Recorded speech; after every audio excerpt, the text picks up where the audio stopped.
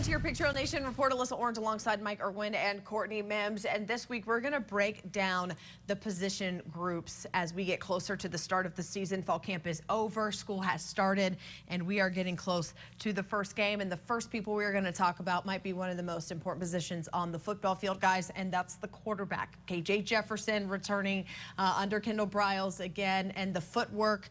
It's the leadership. There's so much more about KJ that has been better than just what he was ending at against Penn State in the Outback Bowl. And so the development of what you've seen, Mike, of KJ since fall camp has started, where would you put it? Yeah, it's right up at the top. And Sam Pittman kind of put it the other day this way. He said, last year at this time, we didn't know if we had a starting quarterback we could win with. Now we do.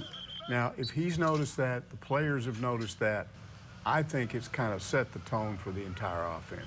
Yeah, Briles also said, you know, what about KJ? Would you like him to run less? And he goes, I like winning, Courtney. And so I don't care what happens as long as we're winning. I think that's exactly true, and that was a great statement by Briles. But I want to go back to something else that Pittman said in one of his press conferences, was that he is night and day different than he was last year in confidence. And that's something that you want in your guy in the quarterback position. You want a lot of confidence. And we even saw that from his press conferences. When KJ gets up on the podium, it's different than we saw last year. There is an element and an air of, I know what I'm doing this year, I'm good at what I'm doing, and now I'm going to go out and execute. All right, Courtney, KJ's locked up. The backup position, we've heard a lot about Fortin. Malik Hornby, what is his deal? People want to know. Well, I want to throw up some stats for you guys here, just a little bit from the second scrimmage, which was just this past Saturday.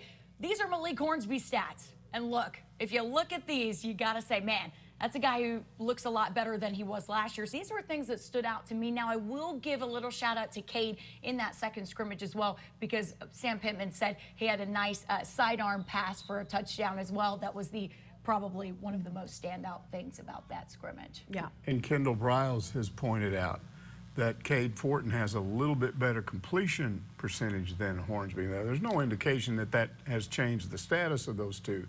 But Hornsby had an unbelievable scrimmage, because what wasn't shown on those stats is one I saw. They ran some clips.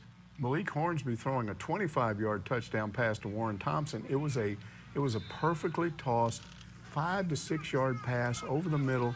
There's only one way that thing could be caught, and is if it was right in the hands, and it was a perfect pass with a soft touch, but he didn't loop it either. And that's what people want to hear, because again, if anything happens to KJ, knock on wood, they've got to have a solid number 2 to step in. Guys, thanks so much. Coming up at 10, we're going to break down the secondary. Join us for that. For now, that's going to do it for your Picture.